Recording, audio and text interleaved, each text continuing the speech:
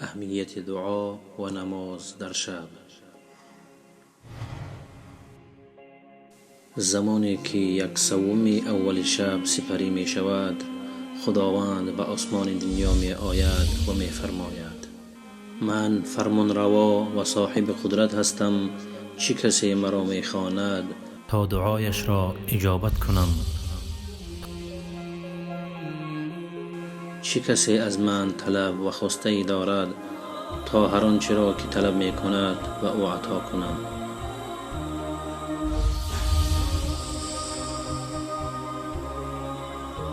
چه کسی از من طلب بخشش می کند تا او را ببخشم؟ و این جریان همچنان ادامه دارد تا زمانی که فجر طلوع می کند. از ابو هریره رضی الله تعالی عنه روایت شده است که رسول الله صلی الله علیه و سلم فرمودند: الله متعال هر شب بعد از گذشت 2/3 شب به آسمان دنیا فرود می آید، آنگونه که لایق جلال و کمال اوست و شبیه نزول مخلوقات نمی باشد و می فرماید: من فرمان روایم، کیست که از من بخواهد تا اجابتش کنم؟ کیست که از من درخواست کند تا به او بدهم؟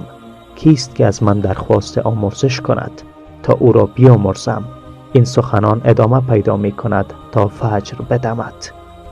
آری، بهترین دعای مؤمن در تنهایی شب طلب آمرزش و دعا برای مقاصد دنیا و آخرت خود، پدر و مادر، خویشاوندان و برادران ایمانی، اعم از زندگان و مردگان است. دعا مخصوصاً در دل شب از بهترین اعمال است که بنده را به الله عزوجل نزدیک می کند. دعا بهترین توشه آخرت و بزرگترین مراد و مقصود مؤمنان و نیکوکاران به شمار می رود.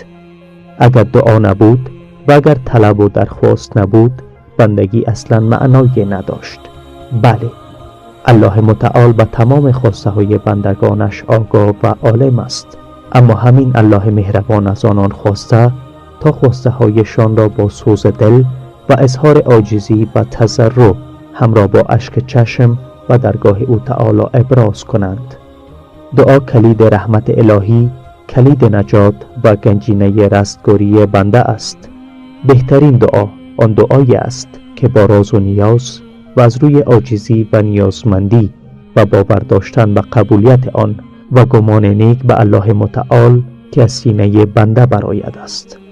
لذت انس با الله مهربان، شیرینی ارتباط و حلاوت تقرب به ذات پاکش در تنهایی شب با پافشاری و اصرار در دعا، خصوصا در حالت سجده، لذت دیگری دارد. پیامبر اکرم صلی الله علیه و سلم فرمودند: حالتی که بنده به پروردگارش نزدیک تر است، حالت سجده است. پس در آن زیاد دعا کنید. و از ایشان صلی الله علیه و سلم پرسیده شد: کدام دعا بیشتر از همه قابل شنیدن و اجابت است؟ فرمودند: در میان و آخر شب و به دنبال نمازهای فرض. بله، بدون دعا بنده از عنایت، حمایت و رحمت الهی محروم میماند. لذا بنده باید با تضرع، فروتنی و احساس نیاز پیوسته از الله مهربان طلب کند و از اجابت ناامید نشود، زیرا الله متعال دست دعا کننده را خالی بر نمی گرداند. چنان که رسول الله صلی الله علیه و سلم فرمودند: الله متعال دارای صفات حیا و بخشش است. هرگاه کسی دستانش را به سوی وی بلند کند، شرم می کند از اینکه او را ناامیدانه برگرداند. پس انتخاب وقت دعا برای بنده بسیار مهم بوده و فرصتها را باید غنیمت بشمارد.